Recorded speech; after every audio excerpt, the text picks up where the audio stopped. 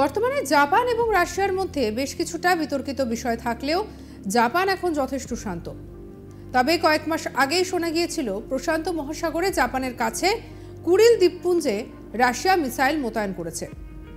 তারপরেই আন্তর্জাতিক মহলে জল্পনা তৈরি হয়েছে। তবে কি ফের জাপান রাশিয়ার মধ্যে যুদ্ধের পরিস্থিতি তৈরি হবে? আশঙ্কা হওয়াই স্বাভাবিক, কারণ জাপান রাশিয়ার যুদ্ধের ইতিহাস তো ভোলার নয়। বিংশ শতাব্দীর শুরুতে রাশিয়া এবং জাপানের মধ্যে সংগঠিত যুদ্ধের প্রধান কারণ ছিল মাঞ্চুরিয়া এবং কোরিয়ায় দেশ দুটির বিপরীতমুখী সাম্রাজ্যবাদী স্বার্থ। যুদ্ধটি মূলত দক্ষিণ মাঞ্চুরিয়ার লিয়াওদং উপদ্বীপ এবং মুকদেনে কোরিয়া এবং জাপানের সীমান্তবর্তী সাগরসমূহে এবং পিত সাগরে সংগঠিত হয়েছিল। নৌবাহিনী এবং সামুদ্রিক বাণিজ্যের জন্য রাশিয়ার প্রশান্ত মহাসাগরের একটি বন্দর প্রয়োজন ছিল। ভ্লাদিভ্লস্তক এবং কেবল গ্রীষ্মকালে কার্যোপযোগী থাকত, কিন্তু পোর্ট আর্থার, যা চীনের লিয়াওদং প্রদেশের একটি নৌঘাঁটি যেটি রাশিয়াকে ইজারা দেওয়া হয়েছিল, সেটি সারা বছরই কার্যোপযোগী থাকত। আর এদিকে 1895 সালে প্রথম চীন জাপান যুদ্ধের অবসানের পর থেকেই জাপান নিজের প্রভাবে থাকা অঞ্চলগুলিতে রাশিয়ার হস্তক্ষেপের আশঙ্কা করছিল। রুশ সম্প্রসারণের ভয়ে জাপান মাঞ্চুরিয়ায় রুশ আধিপত্য স্বীকার করে নেওয়ার বিনিময়ে কোরিয়ায় জাপানি আধিপত্য স্বীকার করে নেওয়ার জন্য রাশিয়াকে প্রস্তাব দেয়, কিন্তু রাশিয়া এই প্রস্তাব প্রত্যাখ্যান করে এবং কোরিয়ার একটি অংশকে রাশিয়া ও জাপানের মধ্যে নিরপেক্ষ এলাকা বা বাফার জোন হিসেবে স্বীকৃতি প্রদানের দাবি জানায়। জাপান রাশিয়াকে হুমকি হিসেবে বিবেচনা করতে থাকে এবং যুদ্ধের প্রস্তুতি শুরু করে দেয়। 1904 সালে রাশিয়া এবং জাপানের মধ্যে আলোচনা ব্যর্থ হওয়ার পর জাপানি নৌবাহিনী অতর্কিতভাবে পোর্ট আর্থারে রুশ পূর্বাঞ্চলীয় নৌবহরের ওপর আক্রমণ চালায়।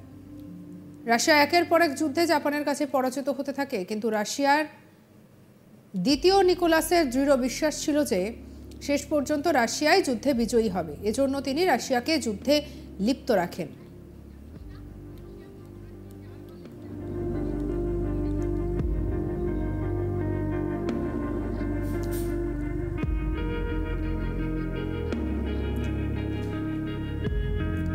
প্রথমে কয়েকটি নৌযুদ্ধের ফলাফল দেখার জন্য এবং পরে একটি অসম্মানজনক সন্ধি এড়িয়ে রাশিয়ার সম্মান বাঁচানোর জন্য শেষ পর্যন্ত মার্কিন রাষ্ট্রপতি থিওডোর রুজভেল্টের মধ্যস্থতায় পোর্ট সমাধের চুক্তি স্বাক্ষরের মধ্যে দিয়ে এই যুদ্ধের সমাপ্তি হয়। এই যুদ্ধে জাপানের জয় ছিল আধুনিক যুগে কোনো ইউরোপীয় শক্তির বিরুদ্ধে একটি এশীয় শক্তির প্রথম বড় ধরনের সামরিক জয়। এই যুদ্ধ নিয়ে এখনও বিতর্কের শেষ নেই।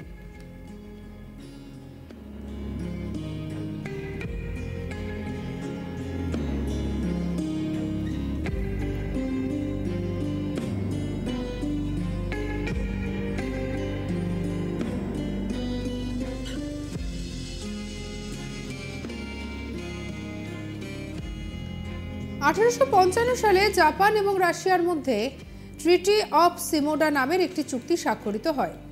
এই চুক্তি অনুযায়ী রাশিয়া কুরিল দ্বীপপুঞ্জে 4টি দ্বীপ ইতুরুপ, কোনাসির, হাম্বোমাই, সিকোতান জাপানকে দেয় এবং বাকি দ্বীপগুলি নিজেদের অধিকারে রাখে। এরপর প্রথম বিশ্বযুদ্ধ হয় এবং দ্বিতীয় বিশ্বযুদ্ধ হয়। দ্বিতীয় বিশ্বযুদ্ধে জাপান হেরে যায় এবং সোভিয়েত ইউনিয়নের সাথে আমেরিকার কিছু বৈঠক হয় যাতে এই সব দ্বীপগুলো জাপানের কাছ থেকে কেড়ে নিয়ে সোভিয়েত ইউনিয়নকে দিয়ে দেওয়া হয়। এই সব দ্বীপে বসবাসকারী জাপানিদের দ্বীপ ছাড়তে বাধ্য করা হয়।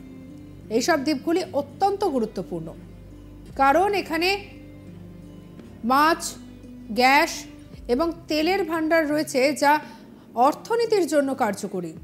তাছাড়া পর্যটনের জন্য এই দ্বীপগুলি উল্লেখযোগ্য। রাশিয়ার নিজের জন্য এই দ্বীপগুলি বিশেষ দরকারি, কারণ এই দ্বীপের কাছে রাশিয়ার ভ্লাদিভস্তক বন্দর রয়েছে।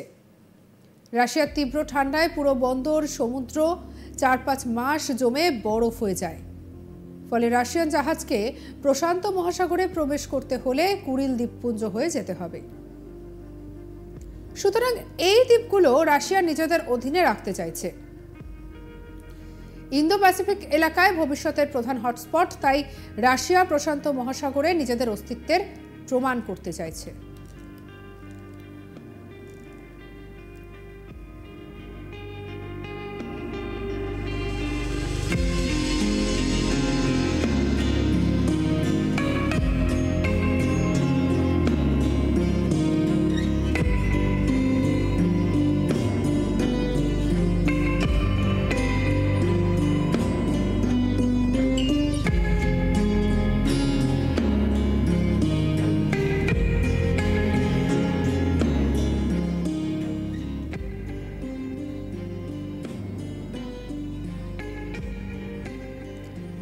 আর এই সব কিছুর মধ্যে বর্তমানে জাপান এবং রাশিয়ার মধ্যে বেশ কিছুটা বিতর্কিত বিষয় থাকলেও জাপান এখন যথেষ্ট শান্ত।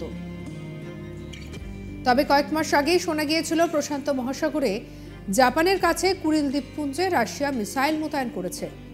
তারপরেই আন্তর্জাতিক মহলে জল্পনা তৈরি হয়েছে। তবে কি ফের জাপান রাশিয়ার মধ্যে যুদ্ধের পরিস্থিতি তৈরি হবে? আশঙ্কা হওয়াই স্বাভাবিক, কারণ জাপান রাশিয়ার যুদ্ধে ইতিহাস তো ভোলার নয়।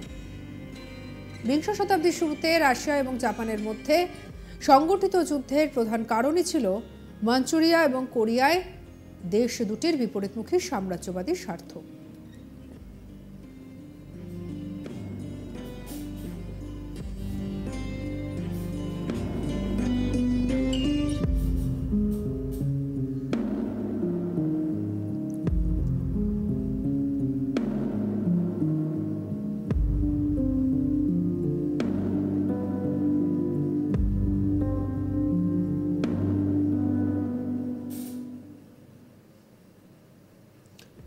যুদ্ধটি মূলত দক্ষিণ মাঞ্চুরিয়ার লিয়াওদং উপদ্বীপ এবং মোকুদেনে কোরিয়া এবং জাপানের সীমান্তবর্তী সাগরসমূহে এবং পিতসাগরে সংগঠিত হয়।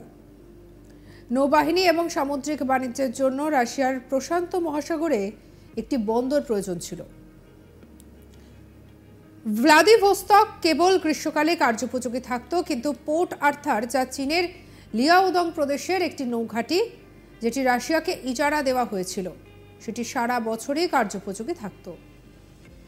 আর এদিকে 1895 সালে প্রথম চীন জাপান যুদ্ধের অবসানের পর থেকেই জাপান নিজের প্রভাবে থাকা অঞ্চলগুলিতে রাশিয়ার হস্তক্ষেপের আশঙ্কা করছিল।